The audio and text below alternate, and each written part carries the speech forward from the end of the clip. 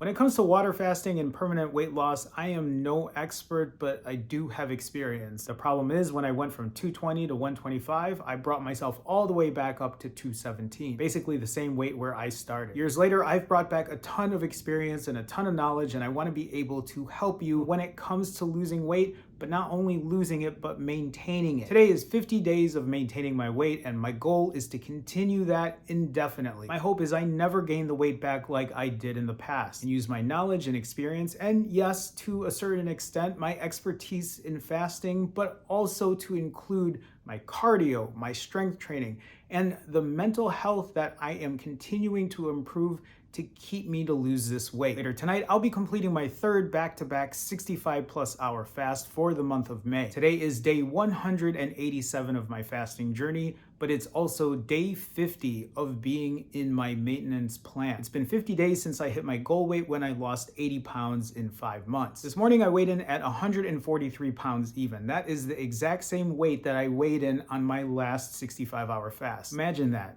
2 65-hour fasts in a row, and I have just plateaued in weight. I did have a feeling that this would eventually happen, especially because I'm not doing 90-hour fasts, but because these 65-hour fasts paired with the way I eat, eating 4, 5, 6,000 plus calories, even with the exercise that I do, is still plateauing me, keeping me at the same weight. Now, this could be a contribution of factors. One, going to the gym and lifting a lot heavier, especially because I have been eating more often. So maybe, hopefully, I am gaining more muscle, which is why the scale isn't really moving down as much. There's also the possibility that I'm just holding more water. I'm retaining that water, and sometimes I need that extra day of fasting to flush that out. Regardless of what's happening, even though I will be completing 3 65-plus-hour fasts back to back, it's not going to deter me from what I'm doing. I still need to trust the process. You still need to trust the process. If you're completing your third 65-plus-hour fast like I have, and you're not eating as much as I do, and you're still performing some type of cardio and strength training, I'd imagine that your weight has started to move down a lot quicker than mine has. It's only been 1 pound in the last 3 65-plus-hour fasts. This just isn't about losing weight for the month of May. This is also other goals I've set forth for myself. One of them is to walk at least 6 times a week for at least 1 hour, and I have done that in the last 10 days. I've done that 9 out of 10 days. Another one is to strength train, to lift weights at least 3 times a week, and in the last 10 days, I have done that 6 out of the last 10 days. So I'm still keeping up with my goals for the month of May on top of trying to lose weight. The last goal that I do have set forth is to also sleep on average about 7 hours a night. And even though I'm currently short on that, that isn't gonna stop me from going for my walks. It isn't gonna stop me from fasting. It isn't gonna stop me from going to the gym and lifting weights. And this mindset should be your mindset as well. Don't let perfection stop you from being imperfectly consistent. It doesn't have to be perfect. It just has to be consistent. And on top of all of this, as a binge eater, I can successfully say that I have now gone 187 days since I have last binged.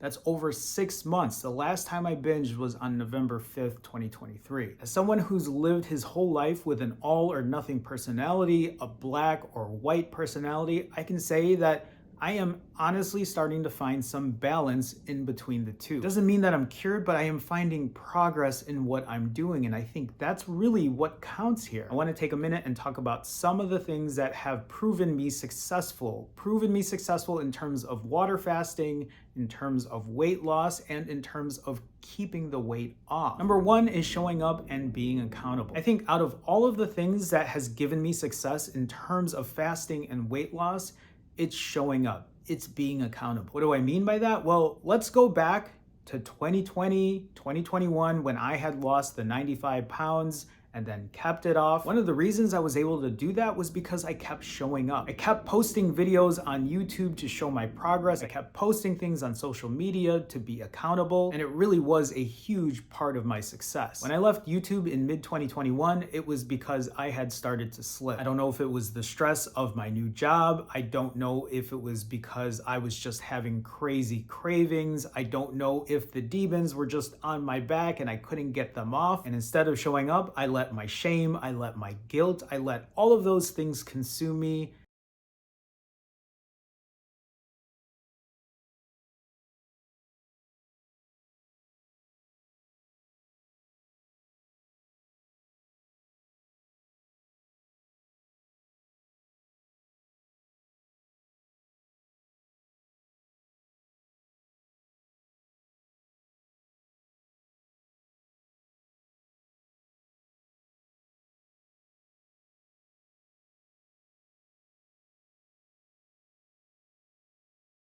When I came back to YouTube, I had the live stream on November 5th. I said, hey, this is what I'm gonna do. I'm gonna do 90-hour rolling fasts indefinitely. And then I did it for 5 months in a row. I lost the 80 pounds, got to my goal weight, and here we are today, me trying to maintain this weight, which is why I even posted myself during those 10 days of vacation, because I wanted people to know that I was still showing up and that I was still holding myself accountable, that I was still hitting the timer every single time. Even though the fasts weren't long, even though the refeeds were super long, I kept showing up. I wanted to share what I was eating and what I was doing because I didn't want to hide anymore. I knew that if I hid, it would have been so easy to slip away. I wanted to make sure no matter what people said, no matter what people thought, that this is what is happening right now. I'm gonna gain weight. It's something I knew was gonna happen, and that I would get back on the ball and start fasting again and start getting back to where I was at. And that's exactly what I did, and that's exactly why I am here right now, because one, I showed up, and two, I was accountable. Which brings me to hitting the timer, hitting your fasting timer, making sure that you log when you start fasting and then when you stop fasting, when it's time to break your fast and refeed. So many of us have sat here and said, I'm gonna do a 72-hour fast. The moment you're 30 something hours into it and you don't want to do it anymore, you walk away. You won't even hit the timer to stop and refeed and log it. Instead, you walk away, you forget it's there, you eat whatever you want, you let days or weeks or longer go by, and then by the time you know it, you open that app up again and it shows hundreds of hours and you kind of laugh and snicker to yourself and you're just like, okay, I guess I'm gonna start again. The problem with that is you're cycling through that same routine over and over and over again. You're not hitting that timer, you are not showing up, you are not being accountable. The timer isn't for everybody, but for someone like me who has issues with eating, the timer becomes such a helpful tool to remind me that I am either fasting or I'm refeeding, and there are boundaries. There are limits to what I can and can't do. Use the timer to your advantage. When I coach people, I give them a spreadsheet so they can log all of that info down. And I'll tell you one thing, it's so easy for people to fill out a spreadsheet when they're successful. It's so easy for someone to hit the timer when you're successful. The moment that you are not doing what you're supposed to do, nobody wants to hit the timer. Nobody wants to fill out the spreadsheet. And I believe those are the times you need to do it the most. Those are the times you need to understand why you're doing what you're doing, why you're breaking early, why you're refeeding too long, and learning from it. It doesn't have to be a moment of shame. It doesn't have to be a moment of guilt, although I understand why it would be. I've been there, but you will never learn from your mistakes if you keep doing the same things over and over and over again. You don't have to eat perfect. You don't have to fast perfect. You don't have to exercise perfect. The least you can do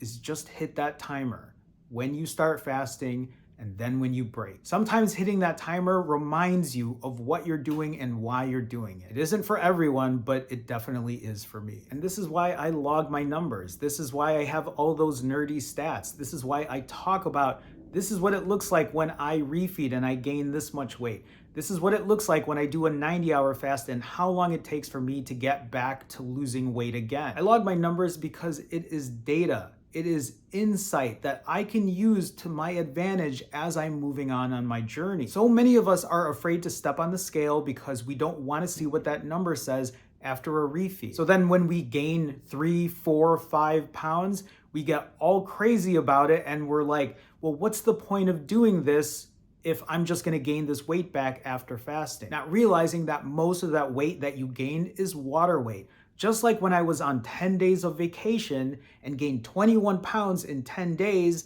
and then lost 10 of those 21 pounds in 2 days. That number on the scale is just data. It is just a way to understand what is happening when you are refeeding, when you're fasting, and everything in between. That's why I even averaged out all of the refeed weights that I did, averaged out to about 4.5 pounds gained per refeed. Imagine you gaining 4.5 pounds after refeeding and having that deter you from fasting again. You're doing yourself a disservice because you are using the weight on the scale to determine what your next action is. I'm not gonna go for a walk. I'm not gonna go to the gym. I'm not gonna take care of myself because what is the point? The point is you need to use that info as data so you can understand what is going on. You can't just do this for a couple days or a week and then give up because you aren't even giving yourself enough time to really realize what is happening. This is why I have been documenting this since the very beginning so people understand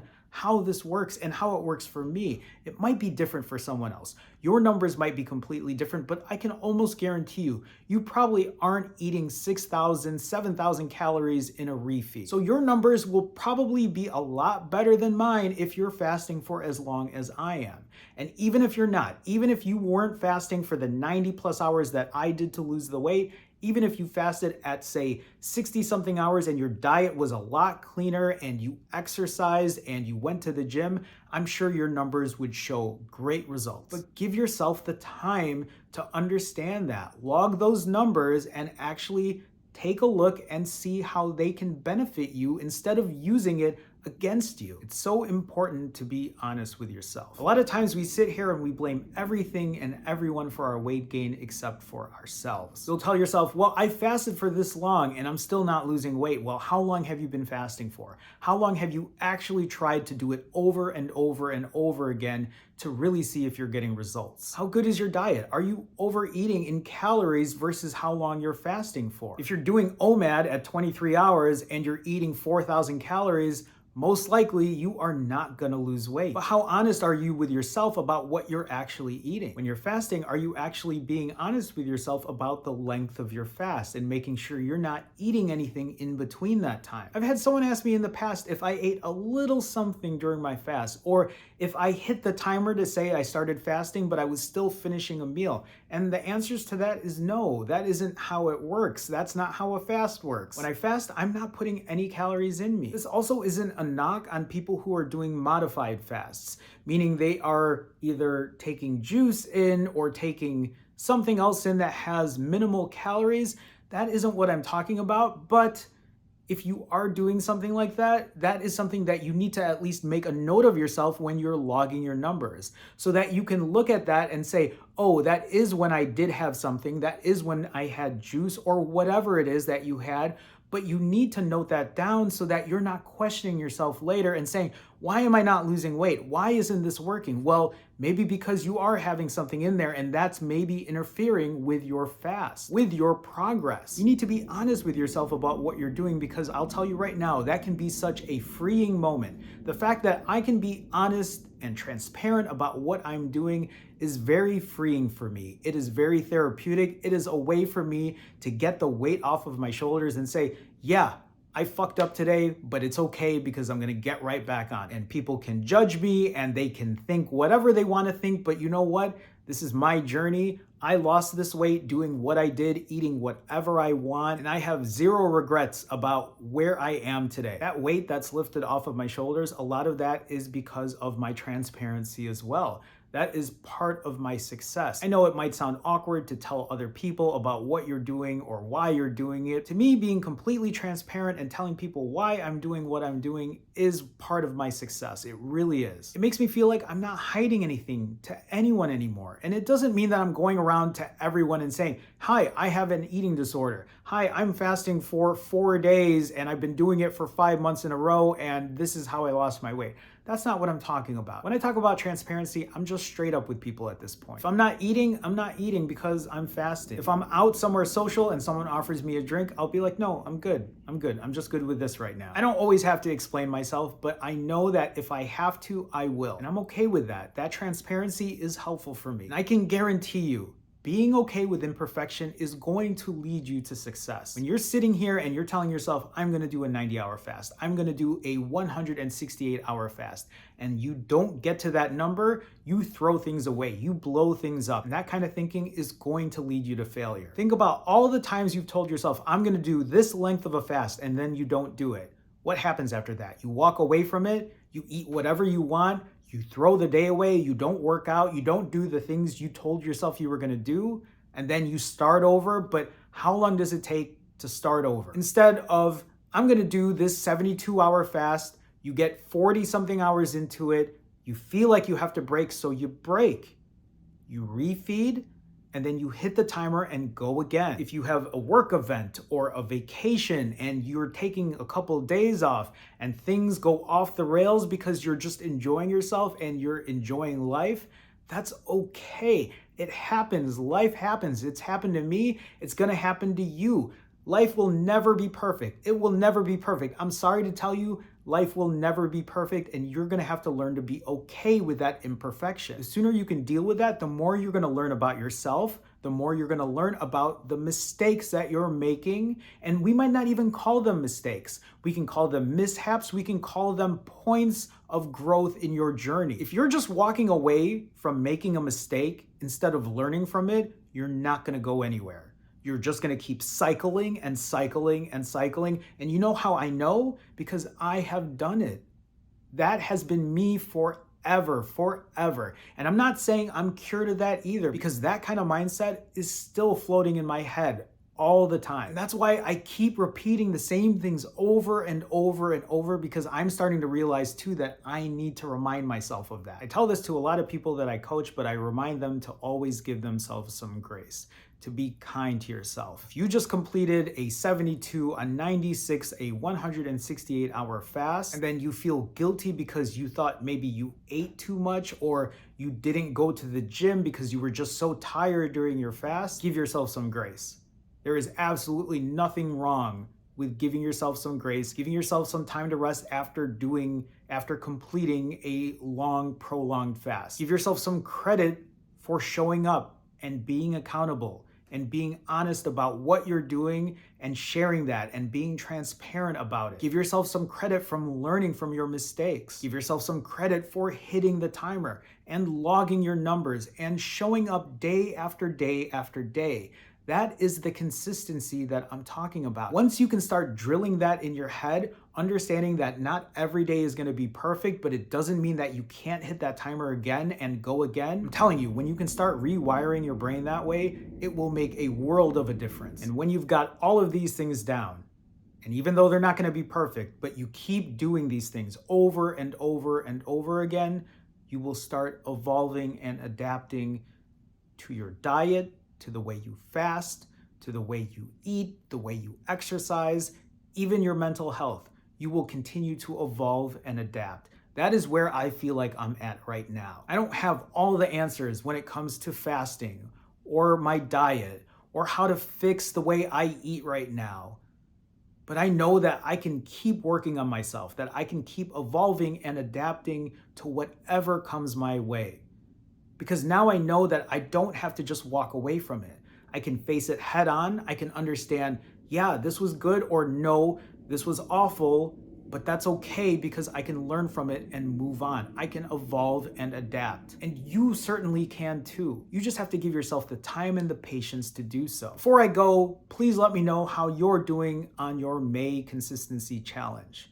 Have you been doing 65-hour fasts with me? Have you been doing something else? Please let me know in the comments. Show up, show your accountability, show me that you're still in it. And don't forget, if you need a little extra help, I do offer fasting, weight loss, and accountability coaching one-on-one. Check the link in the description. I'll see you in the next one.